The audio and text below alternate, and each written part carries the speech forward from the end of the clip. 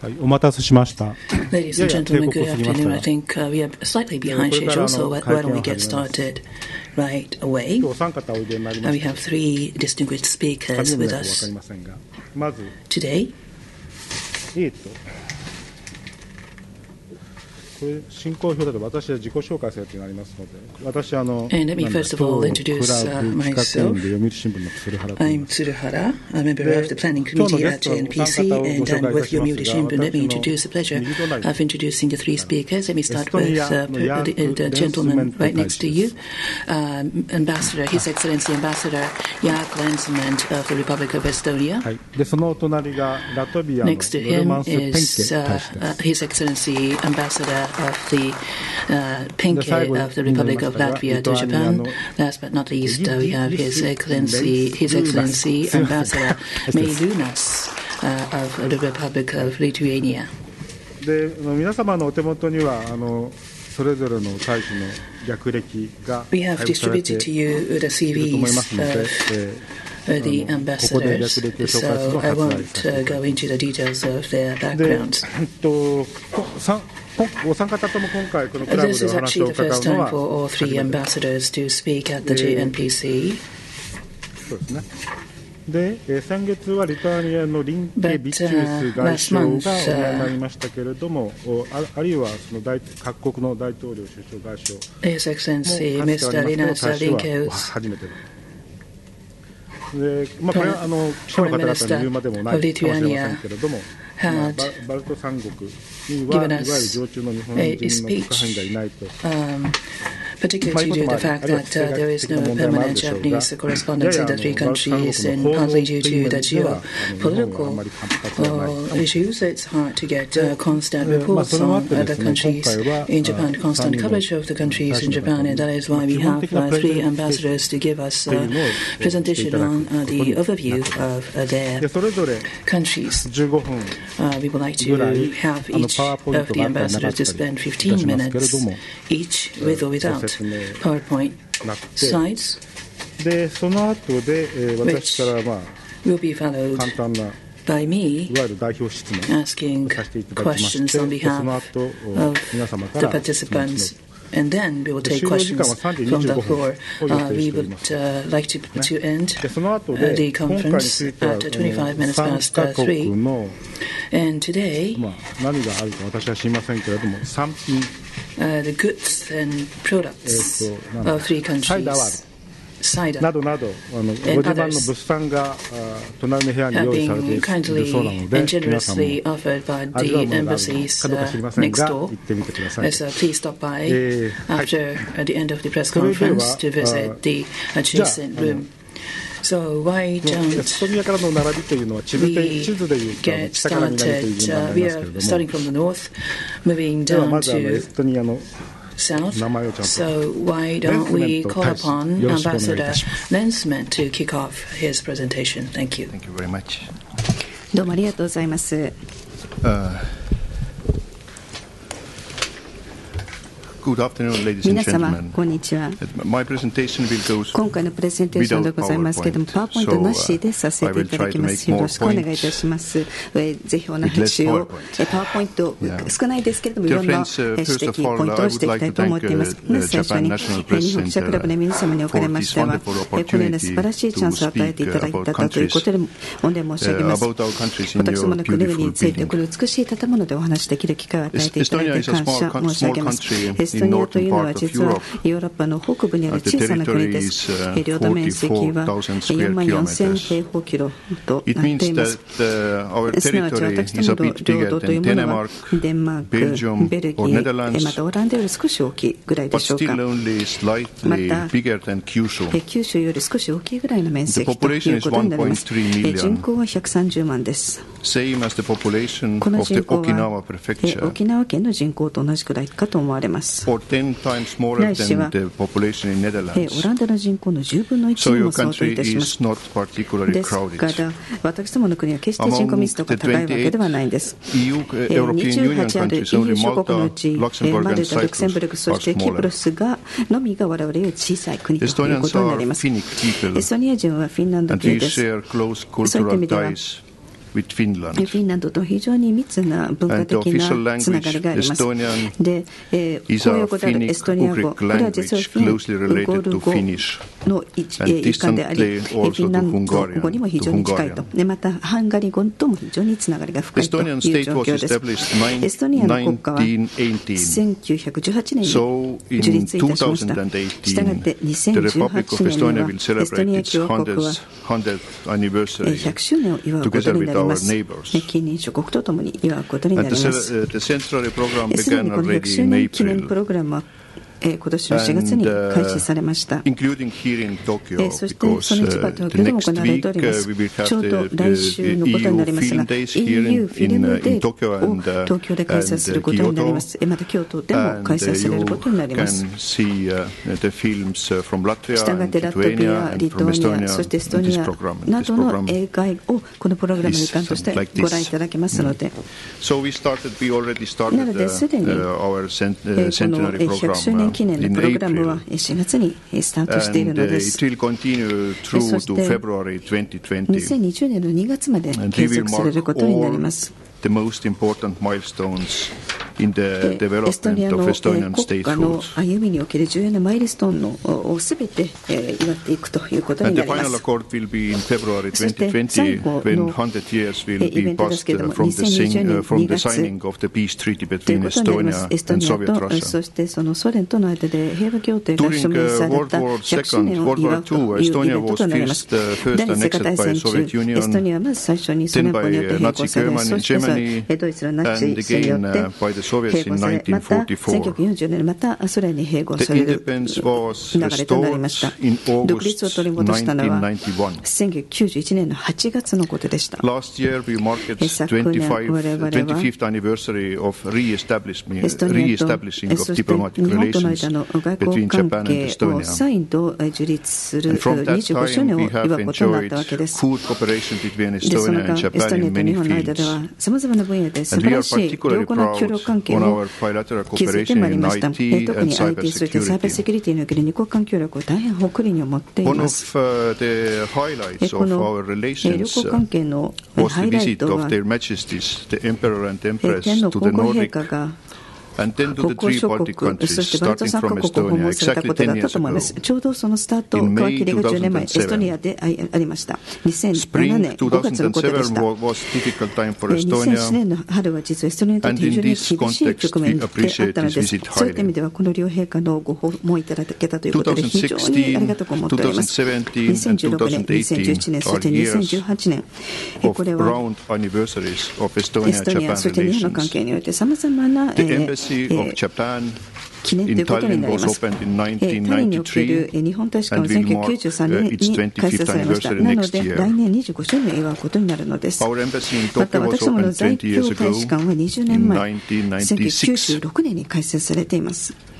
The Japan-Estonia Friendship Group in Diet members and the Estonian-Japan そしてソ連日 Parliament 本 Group was 議員 established グル in ープ失礼は1996. 1996年に発足しております。 Again, これ it も was 20ち years ょうど ago. 20年前のこととなります。 We just celebrated またつい最近のことですけれども、 25 years of 日本にお Japan-Estonia ける日 Friendship 本エストニア友 Association 好協会25周年を in Japan. お祝いいたしたばかりです。 And we are very grateful to 私どもは all our friends 日 in 本における Japan. すべての友人の方々に心から感謝しております。 1991年以降、本当に素晴らしい実績を上げることができたと思います。 Estonia is a parliamentary republic. エストニアというのは議会制共和国であります。また EU の一員でもあり、ユーロ圏にも参加しておりますし、また宣言協定にも参加しております。また我々は NATO の一員でもありますし、 And we are the member in また OECD. OECD のメンバー It でもありま means す。 that Estonia すな must わ be ち a エ developed ストニアとい country うのは with an advanced economy. 先進的な経済を持った先進国ということになります。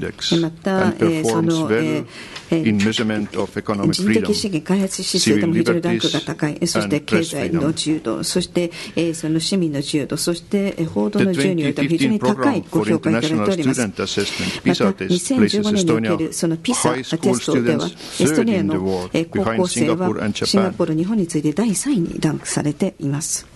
これは本当に素晴らしいことだと思います。というのは、30年前、エストニアは事実上、ソ連の政治、経済、そして社会的なシステムの一環であったのです。すなわち、NATO、そしてその他の西洋の先進的な組織に向けた歩みというものは非常に長いものとなったのです。1990年代前半における主たる課題というのは、まずは独立国家として再度確立するということでした。制度、法律、経済、そしてインフラ、そして他の国々との関係もとにかく再構築しなければなりませんでした。ラトビアもリトアニアも同じような歩みをしています。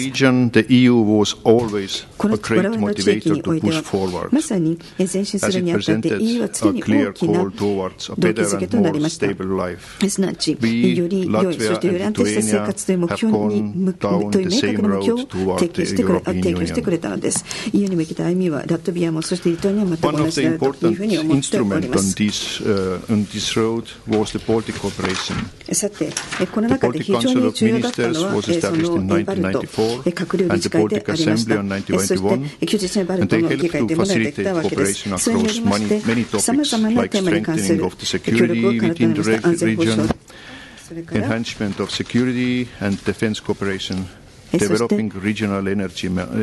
保障、そして貿易協力の強化もしっかりであります。また、その地域エネルギー、マーケットの開発もそうでありますし、また輸送のコネクションを開発するということも目的となっております。我々の共通の成果であるわけです。バルト閣僚理事会、そしてバルト議会は、レールボルティックですとか、いわゆるバルト版の新幹線といったような大型インフラプロジェクトを支援する上でも非常に重要な存在となっております。これは2026年までに新幹線のサービス、私どもの首都を継続しようとする試みなんです。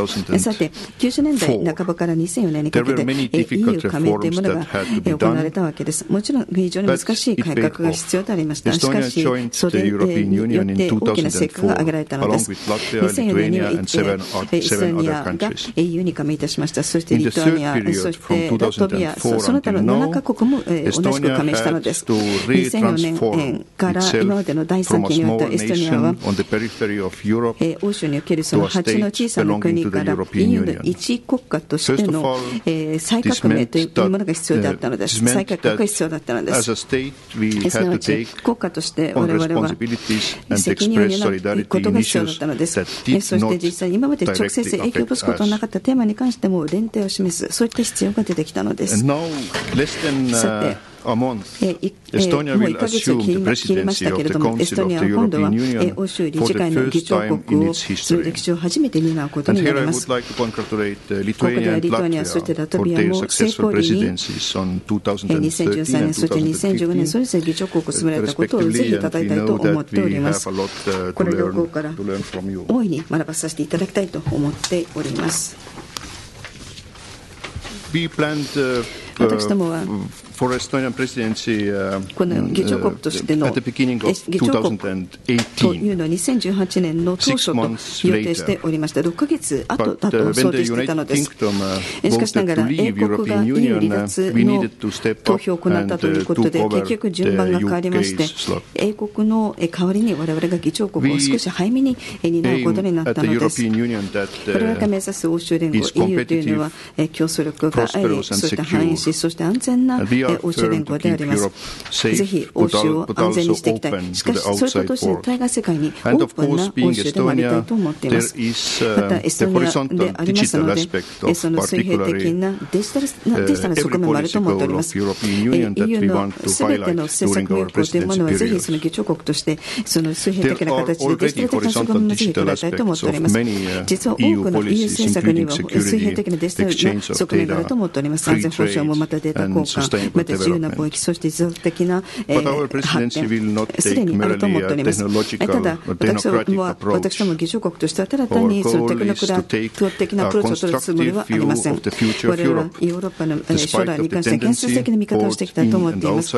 今 EU 内外におきましては EU がもしかしたら分裂するのではないかと、それで折るのではないかという懸念があるにもかかわらず我々は建設的な見方をしていきたいと思っています。事実を申し上げるならば EU は多くの方々が思っている以上に非常に強靭なものであるということです。EU は今もそしてこれからも十分に解決策を見出す力があるのです。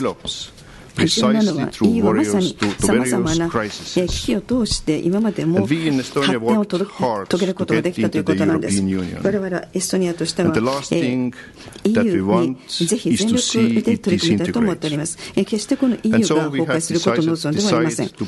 だからこそ今回のその議長国としてはその統一団結というものを中心に置いていきたいと思います。もちろんこれは EU は優しいかもしれません。しかし決して不可能ではないと思っています。というのはこれも大変重要だと思いますが EU のその中核的な政策というものすなわち単一市場そして共通の通商政策宣言協定これは非常に健康であるとそして堅牢であるということがあるからです。実際にこの数年間振り返ってみれば EU はまさに非常に重要なテーマに関しては実は団結を継続しているということが申し上げられます。例えばウクライナ危機などのテーマに関してはそうだと思います。EU はまさにさまざまな力を動員しそしてその団結した姿勢を取ることができました。すなわち EU は根本的な理解そして価値がかかることに関してはちゃんと一緒になってその統一を実証できるということでありましょう。それと私も優先課題としてデジタルヨーロッパをぜひ掲げたいと思っています。デジタルな解決策がちゃんと信頼できるということを訴えていきたいと思います。このサイバースペースによって人々がどうやって自ら守るかということを伝えなければなりません。重要なことは適切な安全の手段を取るということです。サイバー犯罪がこれからも継続されることでありましょう。安心そして安全これは人々の念頭にあるわけです。これただ単にサイバーの世界だけに限ったものではありません。だからこそこのセキュリティというものは我々の議長国としての大きな優先課題となります。また EU の共通外交政策そして防衛協力などもぜひ強化していきたいと考えております。またぜひ全力を尽くして EU、NATO 戦略的なパートナーシップをぜひ実行していきたいと思っております。これ今まで以上に必要性が高まっていると思うのです。また今でもなくこれからも大変重要なその環大西洋関係をぜひ強化していきたいと考えているのです。私ども欧州人はこれからも私どもの米国のカウンターパートに対してこの強力な米欧関係の恩恵について訴えていく必要があります。これには安全保障も含まれます。ヨーロッパは安全保障を大変真剣に受け止めているのです。現在の EU の防衛政策です。また欧州諸国がより多くの貢献をすることができるかということに関しての非常に真剣な議論これがまさにこの事実を表していると思います。日米欧の関係が強いということはヨーロッパにとってまた非常でありますしこれからもそれ続けてありましょう。議長国としては反映したそして競争力の高い欧州の構築を目指したいと思っています。それは強力な経済が必要だということです。そのためには革新的でそしてオープンであるということが求められます。願わくば EU そして日本がぜひ EU-EPA 自貿易協定に関してぜひ最終的に合意できることをぜひ願っております。ぜひエストニアが議長国である間これを締結できればと思うのです。双方ともに2017年に中に交渉を終えるべくいろいろと努力しているところです。日本は EU にとって非常に重要な貿易大国でありますしまた逆に欧州は日本にとって重要なマーケットであると思います。また日本は EU に対する大きな投資家でもあるわけです。そして最後になりますが私どものプライオリティは包摂的なそして持続可能なヨーロッパを目指すということです。欧州連合の4つの自由というものこれがちゃんと機能するためには本当の意味で完全な単一市場が必要だと考えております。これは持続的な社会という側面が必要だと考えております。これらすべて重要なテーマです。しかし of our 欧 union 州連合 is の未来にとって citizens, 最大のテーマは our 何かといえ people ば市民 and なん their です。 freedoms. 市民の人々、 Our そして next その biggest 自由という challenge こと in です。 Europe ヨ is ーロッパにおける challenges 次の大き in な課題は何かといえ society ば社会に which かか are る related to チャレンジ課題で technological す。これは技術 development. 開発にかかる社会における They are only starting 変 and they 化とい are うこと much です。 bigger こ than のデジタ simply ル開発 refusing によ to る communicate 社会 on の paper 変 with 化まだ始まっ governments. たばかりです。 We should もはや pay ペースで especially 政 close 府を attention to the global terms, コ to ミュ the ニケー global トしたくな trends いという in ような modern レベルのもので information はありません。 society やはりその近代的な情報社会におけるグローバルなトレンドに注目しなければなりません。これらが我々の雇用ですが、ライフスタイルにこれからも影響を及ぼすことでありましょう。実際に欧州が直面しているさまざまな課題に対処するで184日しかない。これは決して十分な期間ではありません。未来、EU が直面するであろう最大の課題はやはり経済であり、ウクライナの危機であり、またそれ以降の EU ロシアの関係であると思います。また移民、域内市場、そして FTA、そしてブレグジットなどが想定されます。実際にこれらのテーマに関しての動きが2017年でどうなるのか、とにかく今はもう想像するしかないのです。しかし、少なくとも EU は加盟国に対してその共通の課題に関して議論するようなしっかりとした外交的な場を提供していると申し上げることができるでしょう。では最後になりますが、その他の議長国と同様に我々は最善を尽くしてぜひさまざまなアジェンダの前進に尽くしていきたいと思っております。その結果 EU をより強く安全、そしてより範囲することでありましょう。どうもありがとうございました。ありがとうございました。Thank you very much, Ambassador. So, let me call upon Ambassador PENKE of Latvia. The title is Welcome to Latvia. Please take the floor. 皆様、こんにちは。Good afternoon, ladies and gentlemen. First of all, allow me to express sincere thanks for 心か having ら us ま here ずお招きいた today だきま for したこ this とを御礼申し press 上げま club す。 meeting. 今回記者 I 会見 congratulate と the いう press こと club で for 日本記者クラ this ブ decision of having three Baltic state 英断だと思い ambassadors. ます。 I think it is a バ good ルト idea 三 to 国の大使館を have 招 three いて countries together こ to の記者 see 会見を differences and also the similarities. やってくださったことによって3カ国どこが似ていてどこが違うのかがお分かりいただけると思います。昨年は5カ国北欧の大使の方々が記者会見を持たれたと理解しておりますけれども、大変いい試みではないか、企画ではないかと思っております。ラトビア、我々3カ国の位置についてはもうご存知だと思いますけれども、隣同士なんです。ロシアが間に入っているだけで、それ以外が他に邪魔をするものがないので、この3カ国隣同士と言ってもいいでしょう。一つまず大事なことを申し上げたいと思うんですけれども、動きますか。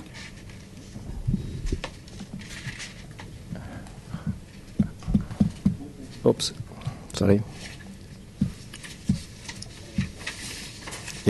So, language was already mentioned. まず言葉、言語の話はもう出ましたけれども、ロシア語、ドイツ語、英語などではなくて、ラトビア語が言葉なんです。古い歴史を持つ言語でございまして、一番下に書いてありますけれども、サンスクリット語に起源を有しております。非常にユニークな歴史の長い世界でも非常に古い言語でございまして、リ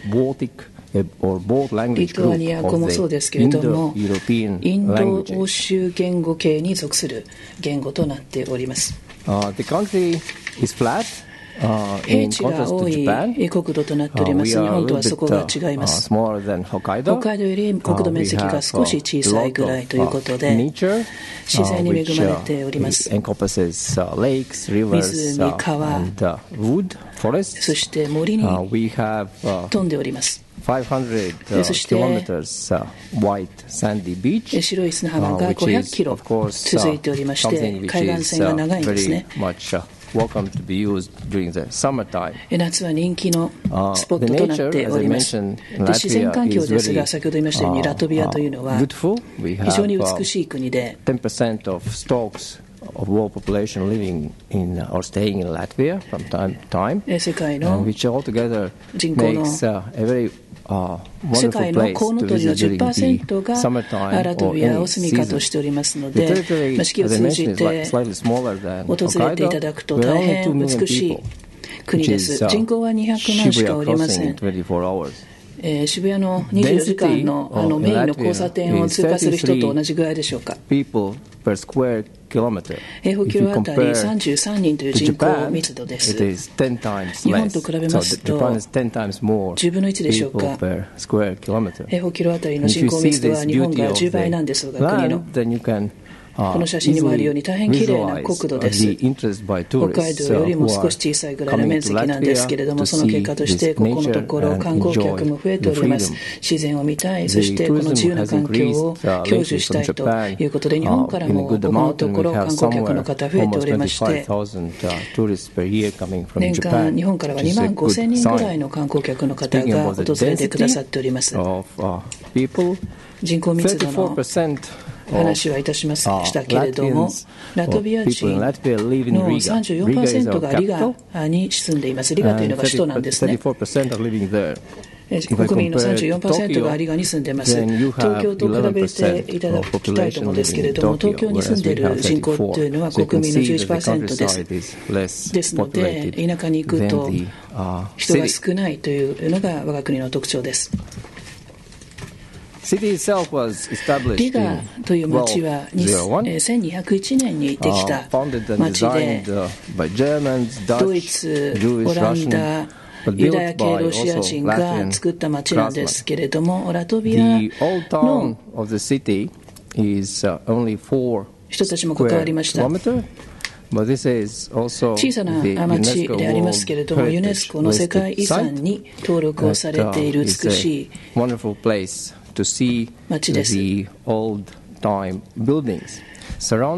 史的な建造物も多くありまして、リガ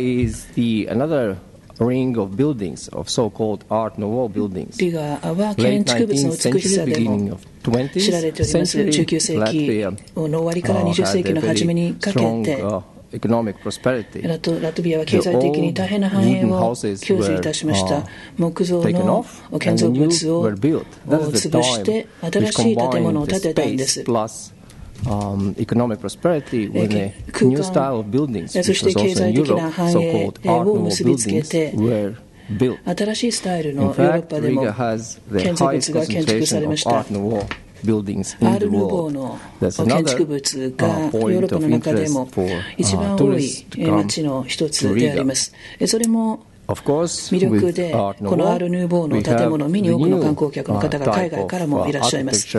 またアール・ヌーボーの後はさまざまな近代建築が作られております。新旧相混ざっているのが我が国の特徴でありまして、昨年a unique possibility to have a special magazine about architecture in Latvia published by you, a Japanese magazine, Architecture plus Urbanism. また都市についてのアーバニズムに関する雑誌が日本で出ました。新建築という雑誌です。ラトビアの建造物だけに絞ったこれは雑誌でした。で、この去年出していただいたこの日本の雑誌がベースとなりまして、せっかくの機会なので宣伝しようということで、今日本でラトビアの建築の展示会を行っております。今、分岐点に来ているラトビアの建築ということで、何世紀にもわたってさまざまな変遷を我が国の建築は経てきたわけですけれども、それが我々の国民のアイデンティティになっていると、さまざまな文化の影響を受けた建造物が多いです。さまざまな伝統が背景にあります。移民ですとか戦争ですとか、こういったものが建築物の建築物に影響を与えてきたわけです。ラトビア建築の歴史を見ていただければ、国の成り立ち、人の成り立ちが分かっていただけると思います。やりまして、今京都で Then from 9th of June, やっております。the そし exhibition て is moving to the 7月の Shizuoka 9 University 日からは of 静岡 Architecture 大 and 学静 Culture.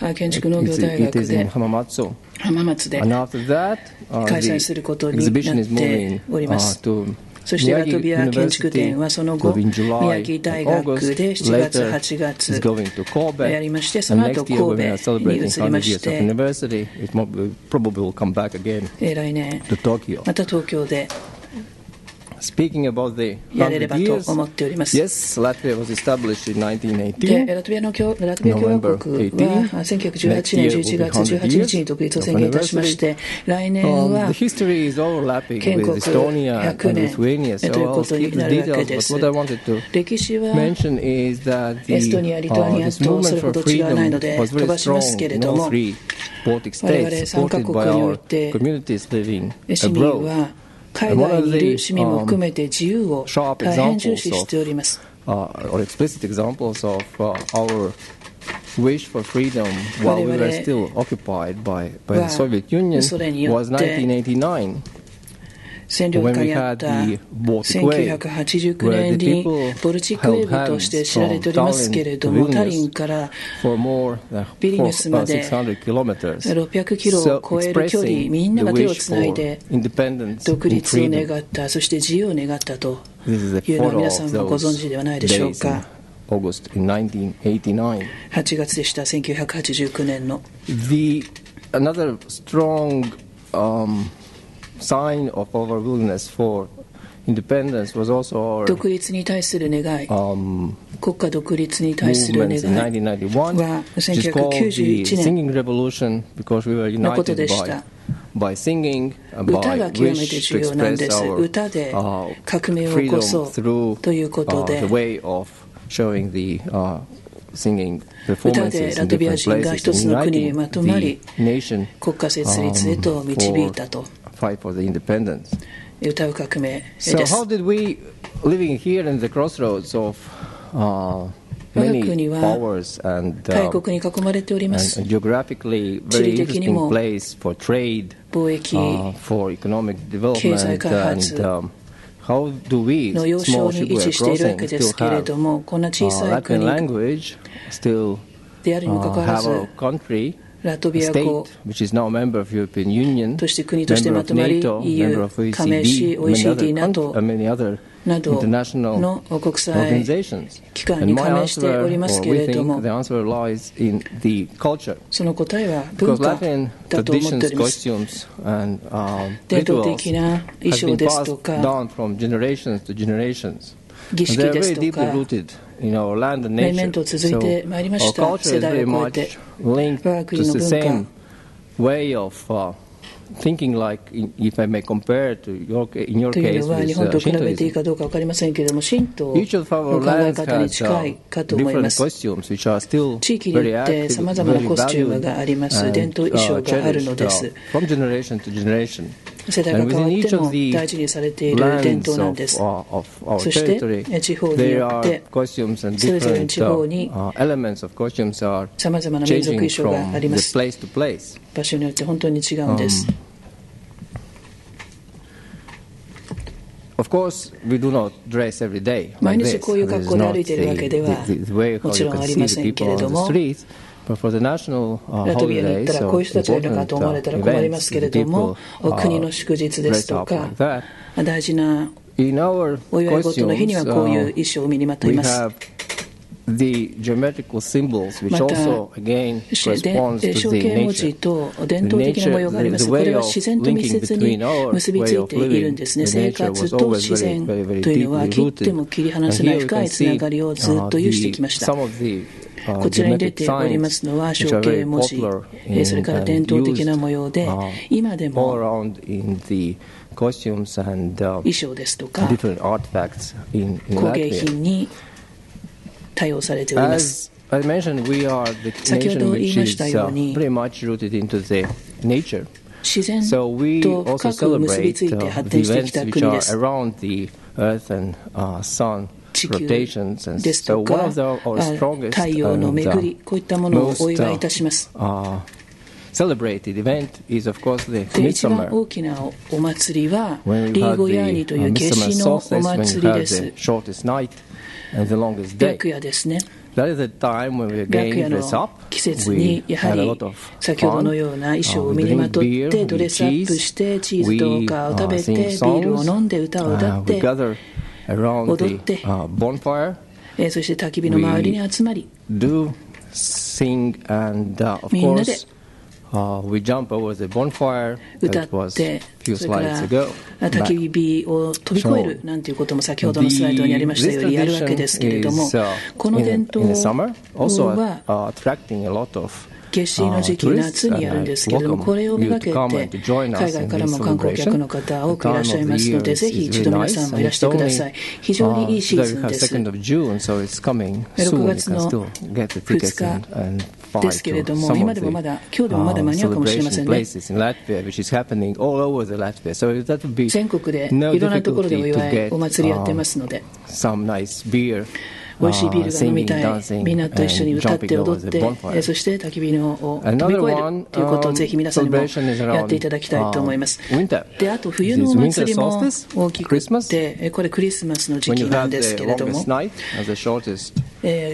逆に夜が一番年間1年の中でも長い時期なんですが、冬クリスマスの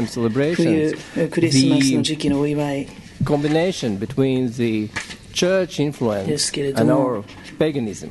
教会の影響とより昔キリスト教が伝わる以前の伝統とが融合しておりまして、who believe in one another.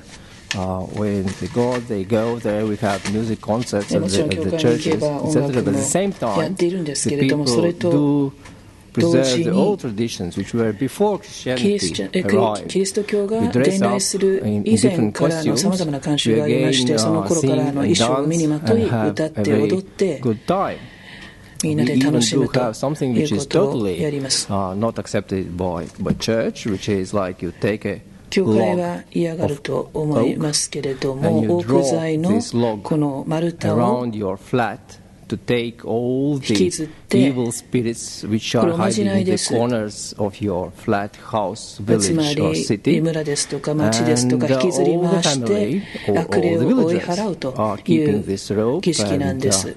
で、村の人たちみんなでロープを持ってこの丸太を引きずってお祓いをすると、そして引きずり終わったらこの丸太を焚き火に放り込んで焼いてしまうと、そして新年をすがすがしく迎えるという伝統、これ全然キリスト教とは関係ないんですけれども、長年にわたって何世紀にもわたって我が国はキリスト教だけではなく独自の伝統を守ってきたということなんです。それが何世紀にもわたって脈々と引き継がれてきて、それが今でも生きているということになります。さて、日本との類似点見てみましょう。雪だるまです。スノーマン。Snowman, as you can see, we have 3 balls, you have 2. で、我が国は丸が3個なんですけれども、日本の雪だるまは2つですよね。丸が2つ。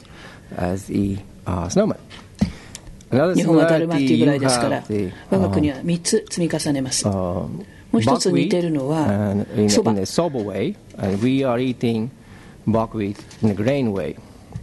で、私たちは粉にしてそばを食べます。で、それからクワクレと日本の琴は似てるなと思ってます。楽器ですけれども、あともう一つ似てるのは装飾ですね。先ほどのスライドも見せましたけれども、オーナメント、飾り、屋根の飾り、日本の神社の屋根の上の飾りと我が国の一番古い屋根飾りを比べてるんですけれども、似てます。それから歌と踊りの祭典、Latvian tradition 歌と踊りというのは我が国の伝統で、このラトビア歌と踊りの祭典はユネスコの世界無形文化遺産に指定されておりまして、4万人が参加します。歌う人、踊る人、1週間にわたってコンサートが続きます。歌って踊ってさまざまなコンサートが開催されるんですけれども、国中からトップのダンサーや歌手が集まりまして、このヒノキ舞台に上がるというお祭りなのですけれども、歌と踊りというのはラトビア人が絆を確かめ合う、結び付き合う、団結するやり方なんですね。ソ連時代も歌と踊りの祭典ありましたけれども、1873年に起源があります。ソ連時代も5年ごとにずっとこの歌の踊りと祭典を続けてまいりました。もちろんソビエトのイデオロギー的な歌も当時は歌っておりましたけれども、それだけではなくてラトビア人にしかわからないロシア人にはわからない独立の願いを込めた、そういう歌も当時歌っていたわけです。主権を取り戻したいという思いをそういった歌に込めておりました。20年代、30年代は国家ではありませんでした。ロシアの占領下にあったわけです。その後独立したんです。で、ソ連に占領されていた時代も歌と踊りの祭典を5年に1回続けることによりまして、忍耐、耐え忍びつついつか独立しよう、自由を取り戻そうという思いが受け継がれていたのであります。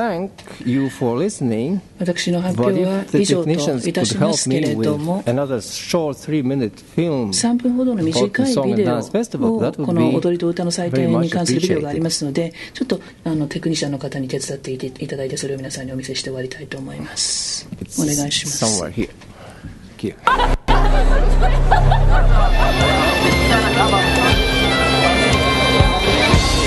This is a story about ordinary people brought together by an extraordinary tradition. Singing in Latvia carries an emotional imperative. It's part of everyday life.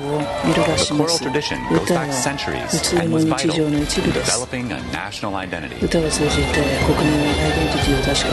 During tough times, songs about the sun or the wind carried a message of freedom and hope.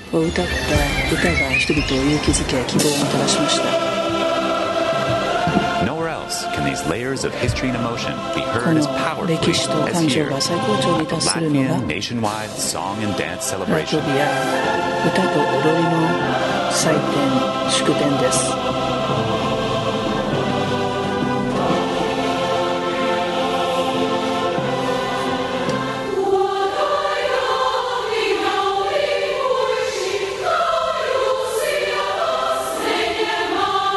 Of thousands of folk songs, the dines passed down through generations, are the foundation of this phenomenon, this movement, this celebration, which brings together people from all walks of life.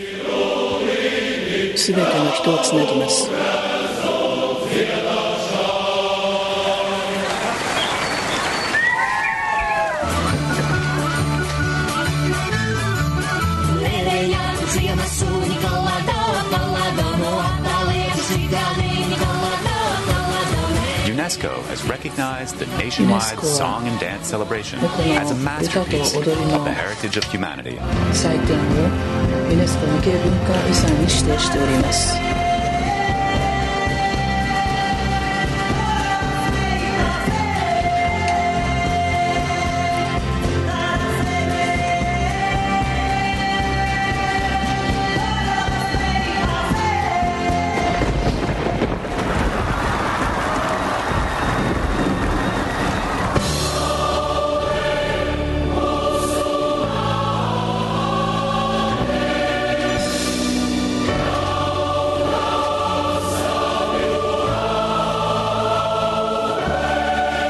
in the past and eyes to the future. 過去に Our 根ざしつ voices つ reaffirm 将 a 来 love for を our 見 nation, 据え our 人 freedom, 々が and 歌う our ことそれが traditions. 自由でのとそして国に対する愛を表します。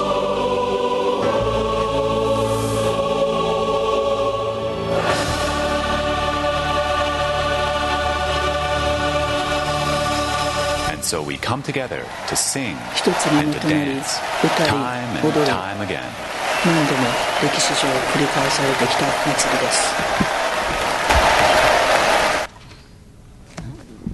はい、ありがとうございました。 Thank you very much. ありがとうございました。それでは最後にリトアニアのメイルーナス大使でタイトルはその日本とリトアニアの1世紀にわたる The century-long friendship between Japan and Lithuania, the Blues Year's ambassador. 皆様こんにちは。 Good afternoon, ladies and gentlemen. 皆様こんにちは。今回はこのような形でこの記者クラブにお招きいただきまして大変光栄に思っております。まず最初にハブ事務総長、そして石川さん、このレスミーティングの主催の労を取っていただいてお願い申し上げます。また司会の方、そして通訳の皆さんにも感謝をしたいと思います。また何もここにお集まりの皆様、この3カ国、バルト3カ国にご関心を寄せていただいて感謝申し上げます。15分のプレゼンテーションということで32枚スライドがありますので、手短にコメントしていきたいと思います。まず最初に申し上げたいのですけれども、このバルト3カ国で数多くの共通項があります。すでにこのご存知の通りだと思います。まず非常に密な協力関係を持っております。エストニアの方もおっしゃいましたけれども、そのバルト閣僚理事会、そしてバルト閣僚理事会の話をしました。またラトビアの大使からもすでに素晴らしい形でそのバルト閣僚連帯についてご紹介いただきました。いわゆるボルティックウェイの話をしていただきました。これは実は1988年のことだったんです。ただまた付け加えるとすれば3カ国それぞれ実はユニークなそれぞれ別の国だということです。なのでリトアニアを今日ご紹介できればと思います。そしてその後リトアニアと日本の1世紀にわたる友好関係について触れたいと思います。リトアニアと日本長きにわたる友情についてお話をしたいと思います。1番目はリトアニアについて基本的な情報をお見せしております。例えば人口ですとかそれから位置などについてご紹介しております。ちなみに我々はちょうどヨーロッパの南北の南北東西のちょうど中心に位置しております。そういった意味では国際的な輸送ですとかまた物流にとって非常に魅力的な位置条件位置であるということです。ラトビアに対してお話になりましたけれども言葉ですけれどもリトアニア語も実はバルト言語の一環であるということです。最も古い歴史を誇る言語でありますしまたサンスクリットベースの言葉だということです。多分500ものリトアニアの言葉がサンスクリットと共通であるということが分かっております。また1981年フランスの地理学者がヨーロッパの地理学的な中心はリトアニアだと言っているわけです。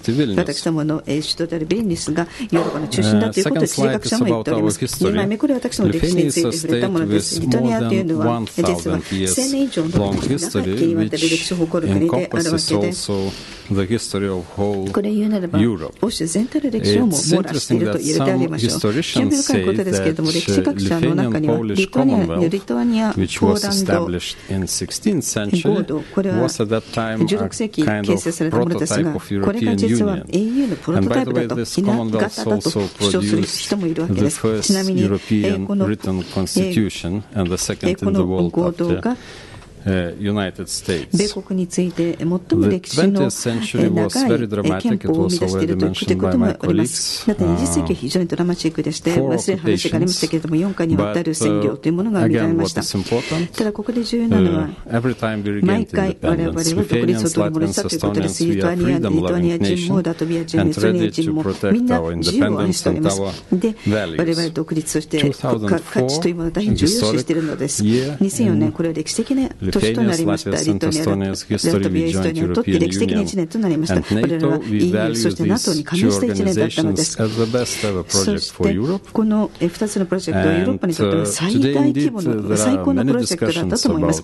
現在確かにこれらの連合についていろんなシナリオについていろんな議論が行われておりますが、ただ我々リトアニアはヨーロッパ、新ヨーロッパであるということです。リトアニアの国民の 75% が EU もそして NATO も支持しています。そしてこれらの同盟連合のこの2つの組織の未来について確信を抱いているわけです。またエストニアの大使からお話がありましたけれども、今非常に野心的なプログラムをこれからのその議長国に向けて描いているようですけれども、ぜひ検討をお祈りしたいと思っております。では次に経済です。リトアニアの経済は大変好調です。規模小さいけれども非常にオープンで非常に活力に満ちた経済です。また EU の中では2009年以降最も急速に成長している国です。昨年は成長率は 2.3% でした。で今年の第一四半期の成長率はさらに上で 4.1% になっています。私どもの最大の貿易相手国は EU で、私どもの輸出の 65% が EU 加盟国となっています。また非常に有名な地政戦略家であるジョージ・フリードマン、彼が今リトアニアを訪問中なんですけど、ジョージ・フリードマンはこう言いました。リトアニア、そしてそのバルト3カ国は欧州において経済成長、そして発展にとって最も期待できる地域だと主張しています。小さな経済ですので我々は非常に賢くしなければならない。そしてそのスマートな賢い特化をしなければなりません。ICT、フィンテック、生命科学、そしてバイオテック、そしてデータ産業がまさにそれに当たるわけです。ここではこのリトアニアにおける FDI についてご紹介しております。これセクター別の数値ということになります。さらに2つの事例をご紹介できればと思います。まずはバイオテクノロジーです。これは最も急速に成長しているわけです。リトアニアでは 20% の成長となっておりまして、ICT が2位となっておりまして、12% の成長を誇っております。ICT インフラも大変整備されておりますし、また公衆 Wi-Fi も世界で最も整備されております。またレーザー産業ですけれども、リトアニアは実は全世界の科学レーザーの 10% を誇っております。例えば超速レーザーに関しては 80% のケースもあるようです。で非常に誇りに思っておりますが、この20年日本は私どもの重要なマーケットであり続けているということなんです。このレーザーの輸出にあたって最大のマーケットであり続けているということなんです。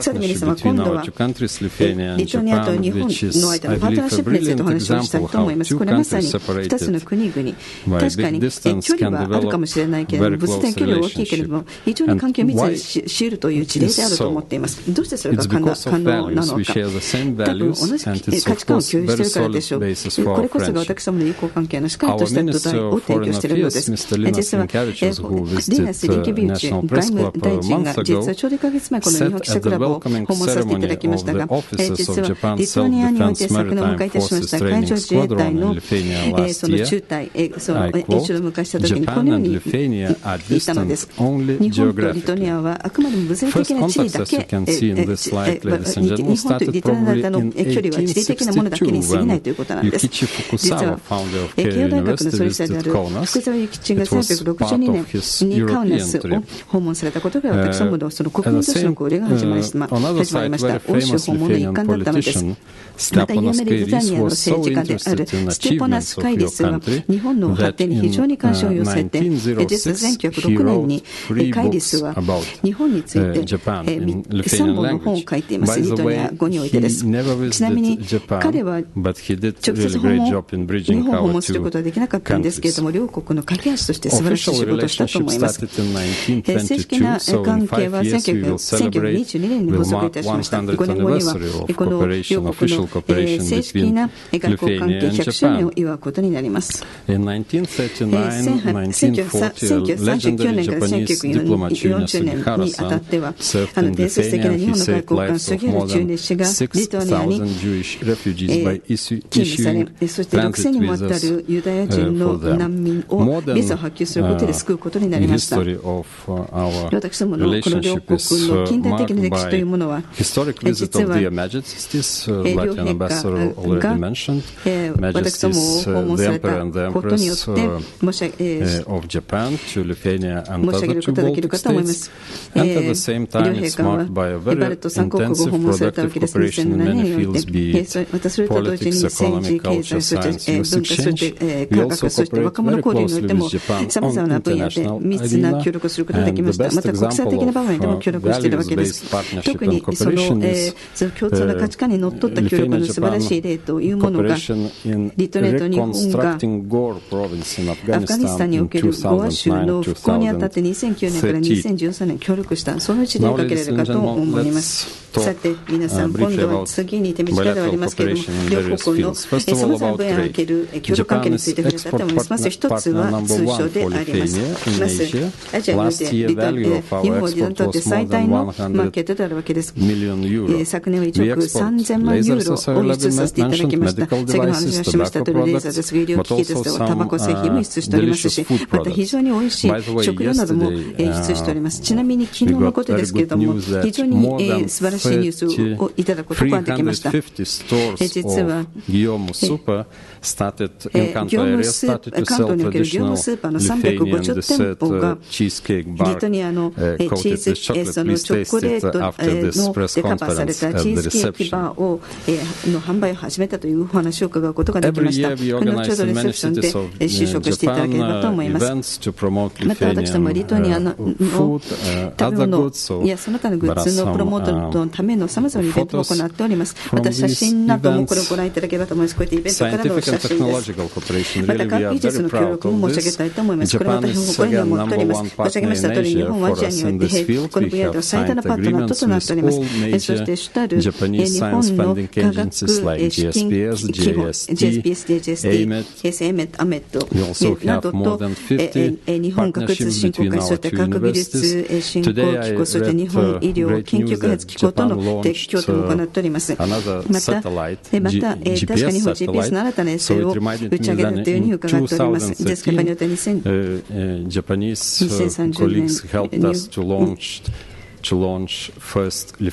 2010倍によってはそのリトニアナノ衛星の打ち上げ2013年ご協力いただいておりますので、さて次に観光です。繰り返しになりますが、日本はアウトバウンドの観光客ということに関してはリトにとって最大のアジアにおけるマーケットとなっているわけです。そしてこの5年間では観光客の数が倍増となっております。そしてアジアからやってくる観光客のうちの 30% が実は日本からということになっています。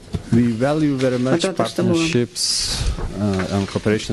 リトニアとそして日本のさまざまな都市とのまた地域とのパートナーシップを大変貴重なものと思っております。で特に特別な事例をご紹介したいと思います。神奈川県の平塚市との交流です。実は昨年の8月実は今後のリトニアオリンピックチームのそのトレーニングキャンプのホスト市となったわけなんです。そこで今平塚の方々とそして神奈川県の方々と密に協力しておりまして、東京オリンピックへの準備を進めているんです。2020年ですね。ぜひ数多くのメダルを獲得したいと思っております。ちなみに平塚市の市長であります落合様が今回このホールにおられます市長のご協力に心から感謝を申し上げたいと思います。People to people communication and cultural exchange is another very important part of our cooperation. People in Lithuania are very interested in Japanese culture. Many young students study Japanese language in 3 major Lithuanian universities. At the same time, Lithuania has many friends in Japan. There is Japan-Lithuania Friendship Association, Japan-Lithuania Exchange Center and many others. So together we create really great, wonderful atmosphere of our friendship. Speaking 作り上げていると言ってよろしいでしょう。さて、文化交流の話をさせていただきたいと思います。実は EU フィルムデーというのが今日本で行われています。そして東京、京都で行われるということになります。この素晴らしいチャンスをぜひ見逃さないでください。リトニア、ラトビア、エストニアの映画をご覧いただけますので、今度の月曜日、6月6日、3時にぜひ東京のフィルムセンターに足をお越しください。実は Forever Together という有名なリトニア映画が上映されます。女優のガビア・ジャラミナイテさんがいらっしゃるんですけれども、彼女も日本では実はその東京トライアルというテレビのシリーズで非常に有名な方で、彼女が出演しております。ぜひご覧いただければと思います。それでは次にまたof Consul Tune Sugihara, whom we 杉浦 Lithuanians hold in high 領事に esteem 話を戻したいと思います。リト Lithuania. ニ He ア saved では本 lives 当に of 高 thousands, く and he 尊敬さ also れ had laid 強く a 尊敬されてい bridge る of 方です。 humanity 彼は何 between 千人の命 Lithuania を救う and ことになり Japan. ました。そして So リトニアと I 日 would 本の like 間のその人 to 道という意味 invite で all の of you 架 to け visit 橋を Sugihara 作って Memorial くれた Museum 方 in で Kaunas す。 City, 川名市に which は is 杉原 located 記 in 念 the 館があり former ますので、 building ぜひお of 越しいただきたい Japanese と思います。 consulate. 日 This 本 picture 領事 depicts 館 the office 跡 of the 地 consul. でできたものです。この写真をご覧いただけ There れ are ばと思いま streets す。 in そして Lithuania named after リトニア Sugihara, では杉原 monuments 中 for him. 年氏の In 名前を this 取った slide you see ストリートもあり a ます。 photo また of これ the も monument こういった記念碑 in があるという our 写真 capital ということで、 city これは Vilnius. ビルニュスという首都の And 首 this 都で撮 monument られた is in 写真 front です。 of この very 記念碑 beautiful, は small but very 小さいけれども beautiful 非常に美しい park of sakura trees, 桜並木、桜公園 which is にあ also るもの named なんで after す。Sugihara これも son. その杉 And 原氏 here と you の関 can 連 see で名 that 付けられ in た公 Lithuania 園 we です。 also have our また national Hanami event, but because 実は of その花見のイベントも climate 行われています。 differences, ただもちろんちょっ it と気候も若干 usually 違いますので、 happens in the beginning だい of たい May. 我々の場合は5月上旬、この桜のイベントが行われ And ます。 next, this slide さて、この presents スライドです world けれども、 premiere of the これは movie 実 Persona は non ペ grata ルソナ・ノン about グラタと Sugihara いう son, which その was 杉原 held 中年 actually 氏 in Lithuania に in を扱っ 2015. た I 映 believe 画です。 this 2015年に photo reveals 作成された the ものです。ペ atmosphere ル of ソナ・ノングラ friendship タと that いう名前 relates の映画です。 our nations. 私どものこの両国の素晴らしい交関係を歌った映画であると思います。さて、ラトビアの大使と同様に私はあらゆるチャンスを捉えて、本当に素晴らしい我が国における日本の観光客にとってのディスティネーションについてご紹介したいと思っております。なのでユネスコの世界遺産、リトアニアにおけるユネスコ世界遺産をご紹介したいと思うのです。まずこれをご覧いただければと思います。まずは首都ビリニュースの旧市街です。Which is probably one of the most おそらく wonderful 最も素晴らしい旧市街だと自負しております。世界において。Another pictures もう of 一枚 Vilnius, ご覧いただきますが、これはやはりビ which ルニュースの contains one 写 of 真 the です。 largest surviving medieval おそらく欧 quarters 州の中で in 最 Europe. も古いその現存す And る again, 旧市街 four となっていま pictures す。 about これも同じくビリニュース Vilnius の and 写 one 真で more, す。 I believe, interesting で、 information ちょっと面白い情 about 報を差し上げたいと思い our ます。 capital 私どもの首 city. 都につい In て。実は2016, it 2016 was 年のことで recognized す as が、 the ビリニュースは happiest city in 欧州 European 連合の中で Union. 最もハッピーな幸福の街として認定されました。というのは、住民の 98% が このリトアニアの首都における生活に満足していると言っておりますので、ぜひビリニュースを訪問してください。そしてこの幸福な雰囲気をぜひ味わっていただければと思います。Beautiful part of nature, さて、 namely 自然の美しいところですけれども、クルシューサ州というところがあります。これはリトアニアの北部にあります。非常に美しい場所です。クルスサ州と呼ばれています。In this slide, we see photos of our ancient capital from 古い 13th 首都 century 13世紀の Kernavė. 古都であるケルナベの写真です。 Intangible そして無形文化遺産 World ですけれ Heritage ど in も、 Lithuania. As Latvians and Estonians, we ラ are トビア人も singing エストニア nation, 人も so 本当 that's に why 歌 our と一緒で我 unique 々も歌 Lithuanian うのが大好きな国 polyphonic です。なの songs で were 多世 recognized by 音楽 UNESCO. これもユネスコが文化遺産として認定したもの Like で in す。 Latvia, we ラ also トビア have とに song 我 and 々もや dance はり歌と踊り festival の祭 every 典を 4 4 years, 年に一遍 which 行っております。 gathers around ここでは 50,000 of 5万人もの participants. 参加者が So actually, 参加してくださいます。 next will be held in 次回は2018 in 2018 Lithuania. 年に行われますリトアニア So において one more ですの good reason to で visit 我が our 国を訪問 country. するもう一つ理由ができたと思います。 Traditional Lithuanian cross これは crafting, そ and の the best example その is 古代からの so-called 十字架作りという十字架この丘、とで the 十字 hill 架の of 丘です。 crosses, これはやは very りそ unique の place, 古 the 典的 only な one そ such の place in the world where 伝統を more 表したもの than です。 200,000 20万もの wooden 木 crosses 製 are の十字 placed. 架が置かれている世界 And 唯一の場 last 所であるということです。 slide そ is して an 最後 example の of 写真ですけれども、 Lithuanians' これは love リトアニア towards が nature. いかに自然を愛しているかということを表したものであります。 Traditional wooden house surrounded by flowers, 伝統的 herbs, な trees, その and housing 木 a 製 nest with the 木の住 Lithuanian 宅、 national これは bird. そのハーブですとかその花 It で was 囲まれ mentioned ており that ます。そして Latvians also ラ love トビアも storks, but そ in のコウノ Lithuania, トリが好き stork な is ようですが、 national リトアニア bird, の場合は konotorė そのコウ in ノトリが Japanese その on the roof. 国の鳥となってお We りまして、 presented 屋 this 上に飾っている Lithuanian んです。 garden in the リ World トアニアのガー Gardening デン Show, を which 世 was 界のガー held デン in ショーで Okura ご紹介い Hotel たしました。 in これは Tokyo 先月 last 東京で month. ホテルオク So ラで that is 行われた the もの end で of す。 my 私のプレ presentation, ゼンテー ladies シ and ョンは以 gentlemen. 上 Thank で you very す。 much for your attention, ご清聴に感謝 patience, いたし and ま please す。 visit ぜひ Lithuania. 我が国を訪問してください。誠にありがとうございました。 Thank you very much.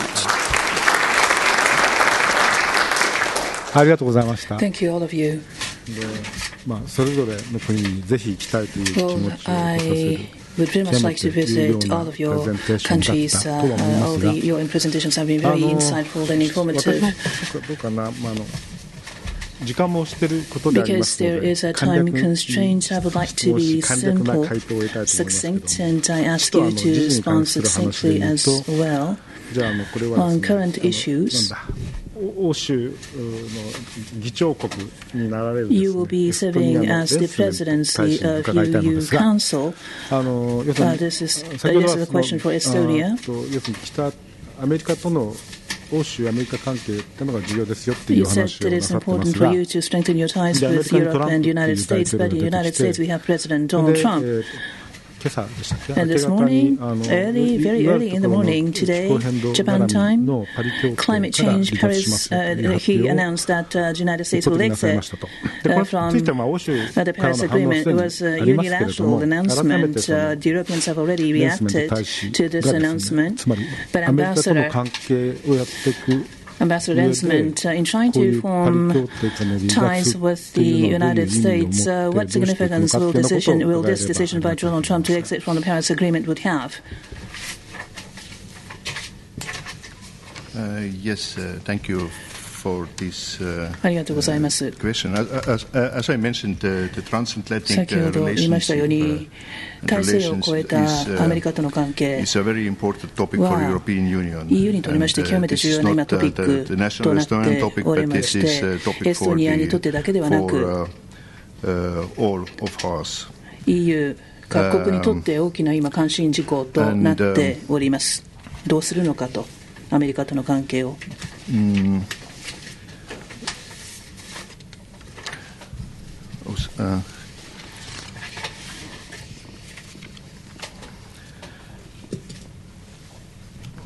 Of course, this is でもちろん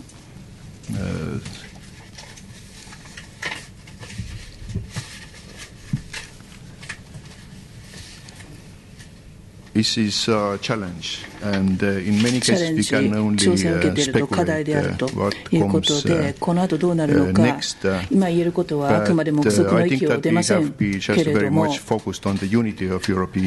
ずは EU が団結する、まとまるということを優先し、我慢強く、粘り強くアメリカと議論をしていくということなんではないかと思います。議論しなければならないのは気候変動の話だけではありません。安全保障についてもアメリカと今盛んに議論をしておりますし、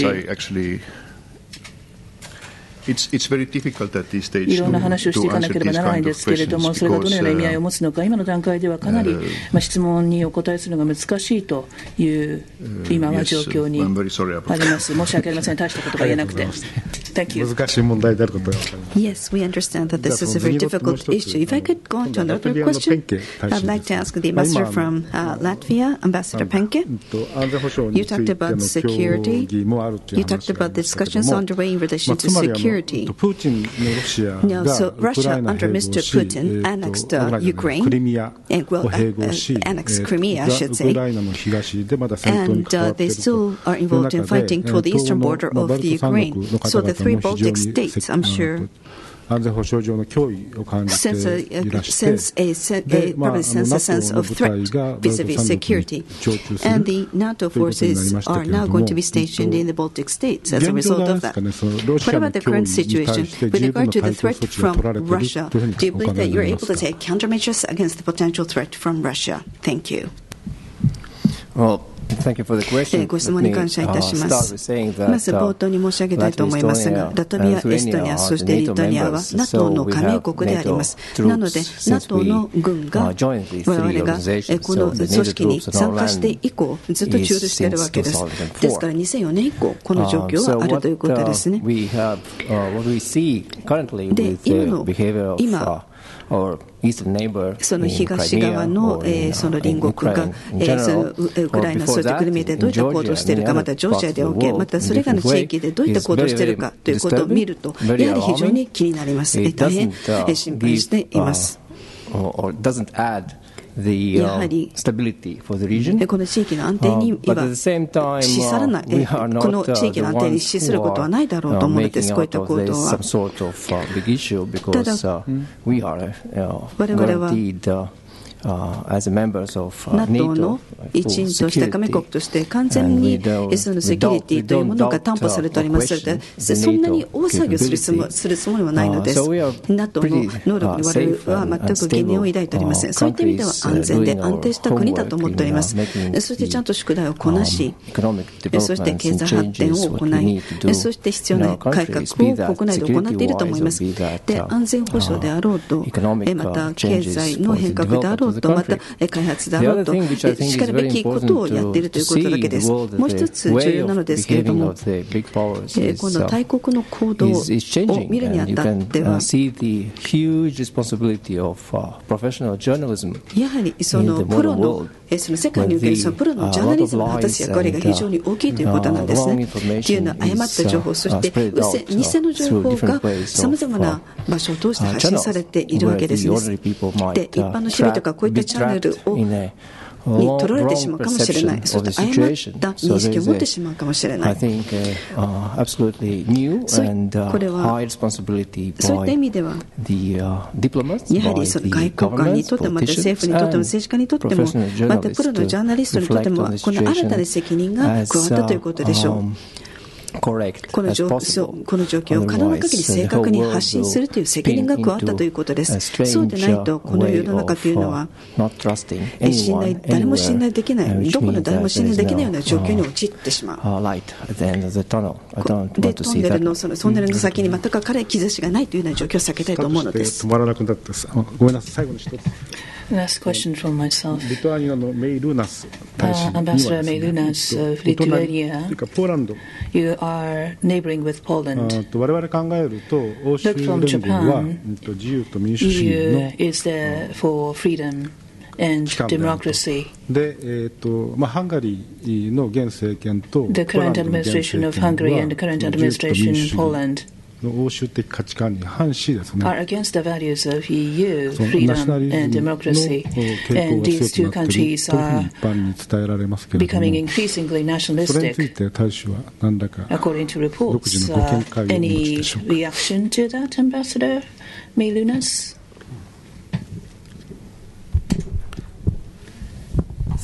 Thank you very much for a question. And first of all, I would like to say that following what was said by our Latvian colleague about security, if you allow me, just a few comments. First of all, speaking about changing security situation, we don't see it as a threat solely for Lithuania, Latvia or Estonia. It's エストニア、ラトビア、リトアニアにとっての脅威であるだけではなく EU、西側の民主主義コミュニティにとっての脅威だと思っています。3カ国にとっての脅威であるだけではなく、昨年、欧州議会の研究所が出したんですけれども、EU とロシアの関係はこれまでも簡単ではなかった。しかし2014年に新しい厳しい状況に入ってしまったと。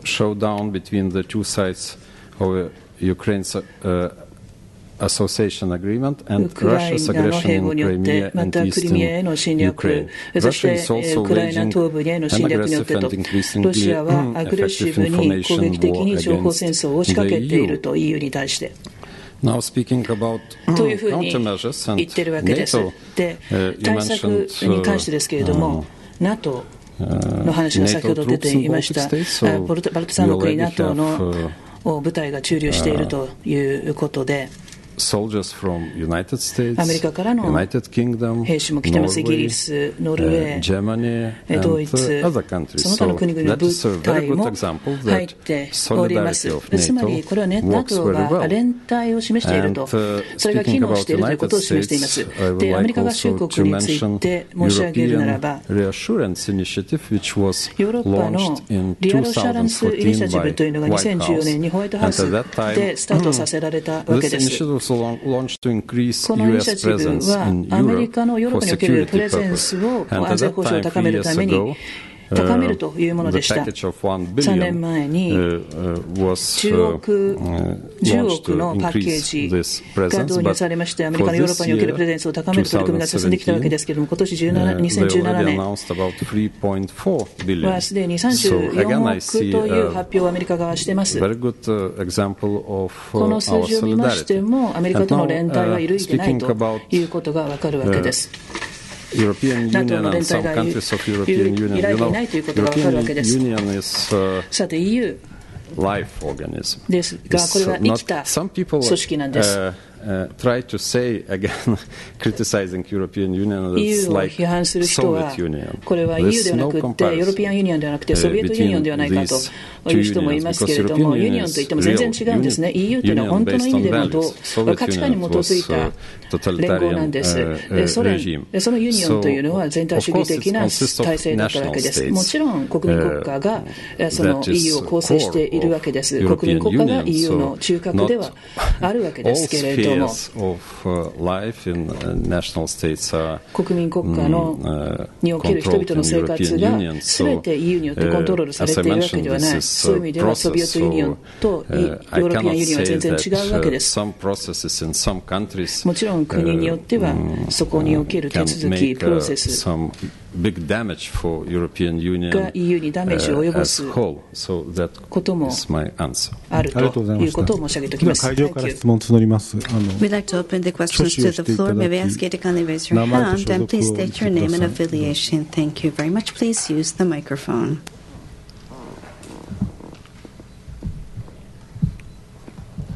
日本経済新聞の武田と言いますが、 from 日本経済新聞 newspaper. A question to the ambassador from Lithuania to Lithuania. その地政学的な緊張関係がある中でですね、原子力発電所を自前の原子力発電所を建設しようというプロジェクトが今ちょっと足踏みをしているというか、政治的に難しくなっているようですが、エネルギーの安全、エネルギーの自律的な調達というんですかね、それが危うくなっているような危機感というのはないんでしょうか。 Isn't there a threat to your ability to have energy security if you do not construct the nuclear power plant? That is my question to you. Thank you. Thank you very much for your question.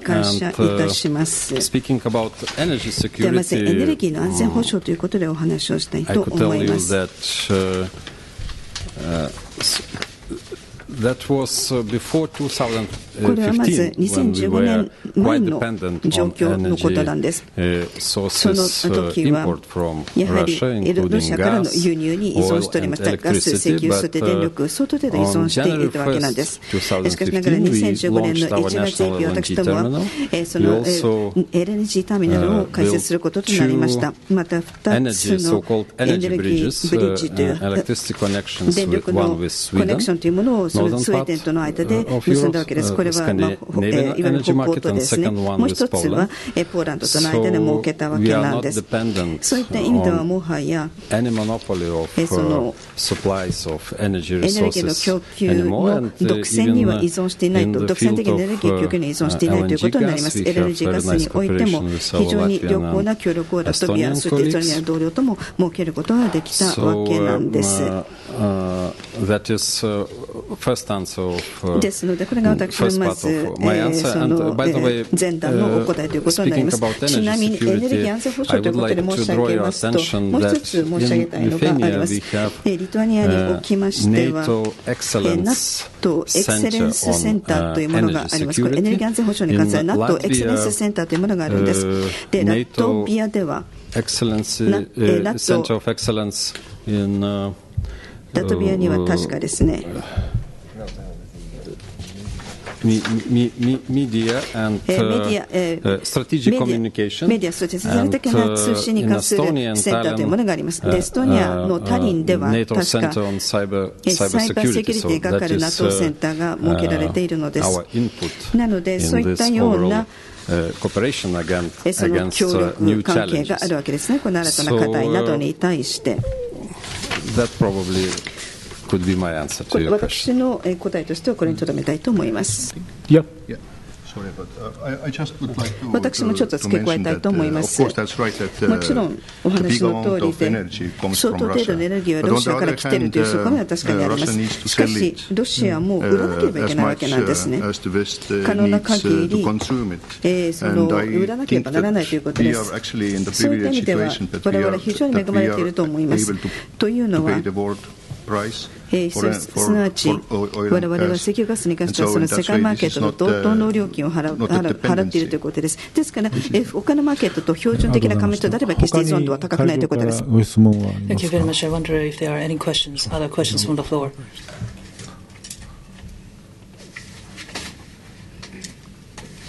三好読売新聞。三好読売新聞。European Union unification process. EU の統合プロセスについて質問させてください。ヨーロッパの多くの政治家が今言っているのはマルチスピードの EU の統合のプロセスという話が出ていますけれども、それについては各国政府の立場はどうなっておりますでしょうか。お一方ずつ簡潔なご回答いただければ幸いです。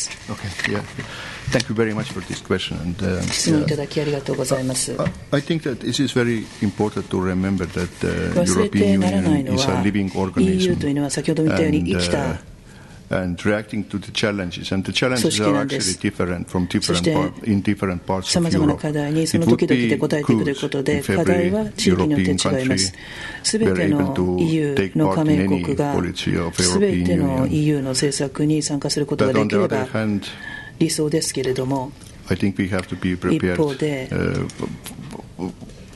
for different involvement of the different countries to the politics. それぞれの国、それぞれの政治がありますので、違う関わり方が必要だということも心積もりしていかなければならないと思っていますし、EU のフレームワークの中で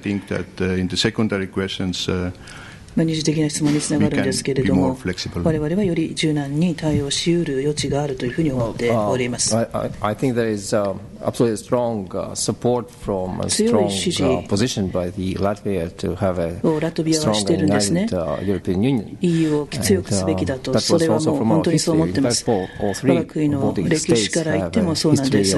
バルト三国それぞれ占領の歴史があります。占領された歴史があります。when the big powers or international organizations fail. 大国が、あるいは国際機関がうまくいかなくなって巻き込まれてしまったという経験がありますので、友人との協力、そして力のある EU も含めた国際機関が大事だと思っています。EU はこれまでずっと動きが遅い、意思決定のスピードが遅いという批判を受けてきましたけれども、あれだけの国が入ってますと交渉には時間がかかるわけです。もちろん on the way to join European Union, that period, 90s and beginning of the 21st century, there was a period when we have some issues on some of the elements with Russia, and we have the statement on the situation from NATO issued immediately, and European Union is coming. We have the statement. So this is the organization which has a slow process of getting to the result, but it always gets to the result. And that is no, I think, change currently. The European Union will get over the whatever difficulties we might face today and come to the common position on most difficult issues, be that Brexit or be that changing world or be that what's happening with the climate change after decisions. There will be strong positions and we will be strong supporters of the European Union. Thank you very much, and I just would like to subscribe to words of my colleagues and to add that, as I already mentioned in my presentation in Lithuania, we are very pro-European, we believe in European Union's future, and just let me quote my Minister of Foreign Affairs, Linas Linkevičius, who was paying a visit to Japan months ago, and it was nice coincidence that it was 9th of May, Day of Europe, and he was invited by our colleagues from European delegation here in Tokyo to a special event to make a speech. So our minister said that sent a very strong message publicly that we believe in European Union's future, and let's make European Union strong again. ありがとうございました。それで質問はまだありますが、大変申し訳ありません。I know that we have not exhausted our questions, but I'm afraid we've run out of time, so I think we should end the press conference at this juncture. 各大使の方々にはですね、一言ずつその母国語で they have written in their 書いて native いただき tongue まして、 a message in our guest メッ book. セージというか何でしょう。記号と申しますかですね。わか They've りません written が、 in their native それをお language. 一方ずつ And 紹 so 介して if い we た could だき ask で you す each ね、 ambassador 母 to 国語で introduce 読ん to でいた us だき、 what 英語で you 仮 wrote. 訳をしていただ So けれ if ば you と could 思い speak in your ま own す。 language and then translate that to English, please. What did you write in your message book? Thank you very much. Okay, では私から始めましょうか。 The Estonian sentence is in Estonian language as follows. エストニア Ütle ではこうな mulle, ります。 kes on su sõbrad, ja ma ütlen sulle, kes oled sina. And the meaning で is その意味を申し上げます。今のはエストニア語で申し上げましたけれども、これから訳します。 by the company he keeps. その人間はどういった仲間と付き合うかでその本性が分かるということなんです。Very profound. Thank you. さて、ラトビア語です。 Latvijas dialogs iegūs jaunu kvalitatīvu sadarbības vektoru pateicoties šodien saklātām sarunām Japānas Nacionālā presa klubā. Paldies un veiksmi jums, Normans PENKE. And translation is like, 今のがラトビア語です。訳しますとこういったことでしょうか。私、日本、ラトビア対話が新たなベクトルに進むことを期待切に願いますということです。この忌憚のない意見交換した後、新たなベクトルに進みますようにということです。Thank you very much. Very diplomatic. Very diplomatic. では皆さん、私のメッセージリトアニア語ではこうなります。お聞きください。 Nuoširdžiai dėkoju už galimybę ir garbę lankytis Japonijos nacionalinėme spaudos klube, pristatyti Lietuvą ir papasakoti apie Lietuvos ir Japonijos draugystę. Linkiu Jums daug sėkmės. Unofficial translation is 今のがリトアニア語です。で、簡単に訳しますと、心からこのような機会を与えていただいて大変光栄に思います。記者クラブにお邪魔できて大変光栄に思います。リトアニアについてご紹介でき、そしてリトアニアや日本友好の友好関係について語ることが非常に嬉しく思いますという意味です。Thank you very much. As a customer from the Japanese, from the National Press Club, we would like to present you with a ballpoint pen to our guests. So it's a gift. One by one is as a token of appreciation.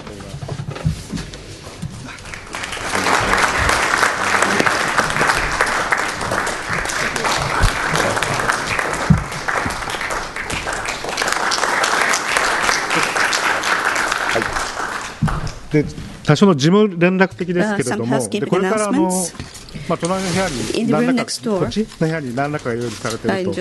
まずはですね、大使のお三方の退席を優先するということで、恐縮でございますが、まず退席していただき、我々は一度待っているということになります。改めて今日は大変ありがとうございました。